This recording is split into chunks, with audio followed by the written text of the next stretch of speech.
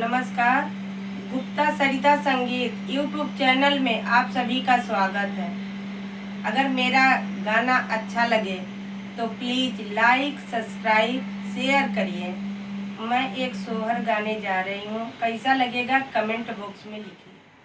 हाथावा पहिनले बाबू पछुआवा त गोड़ा वा गोड़हरा पहिन गोड़ा वा गोड़हरा पहिन हो।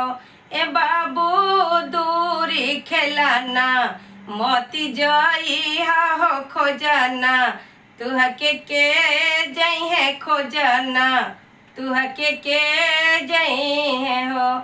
तुहरे मो बाबा के दुलारी त दादी के दुलारी हमी दादी के दुलारी हमी हो।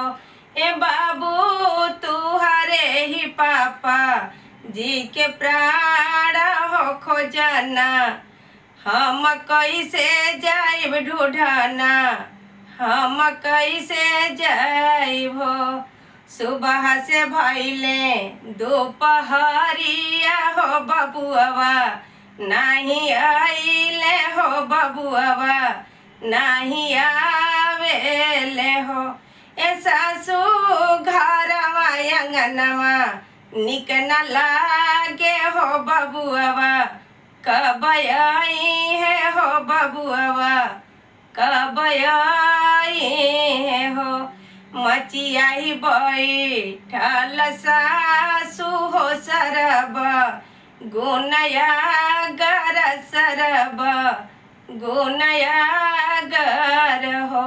ए सासू कवन अकेली या बतावा हो बबुआवा ढोड़ी लाई हो ललनवा ढोड़ी लाई न हो।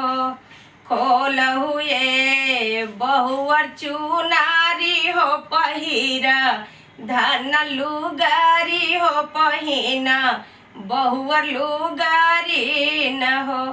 ए बहुअर धैला जोगिनी यहाँ के भेष हो बबुआवा ढोड़ी लावा हो ललनवा ढोड़ी लावा न हो।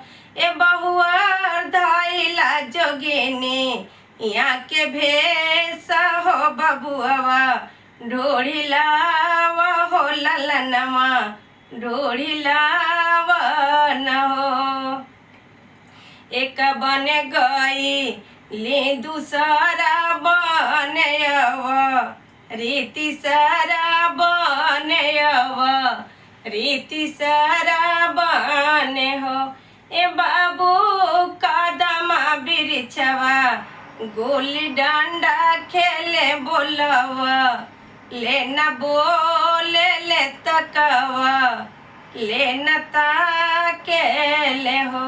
ए बाबू कदमा बिरछवा गोली डंडा खेले बोलवा लेना बोले ले तकवा लेना ताकेले हो। तू त हऊ बाबा के दुलारुवी त दादी के दुलारुवी हऊ दादी के दुलारुवी हऊ हो। ए मम्मी तू त हऊ पापा जी के प्राण हो खोजना बनवा कैसे अइलू ढूढ़ना बनवा कैसे अइलू हो। जैसे कोहा राके आऊआ हो धीमही धीमे धादा केला धीमही धीमे धादा केला हो। ए बाबू ऐसे मयरी या के माया हो मनवा लेना मानेला मनवा लेना मानेला हो।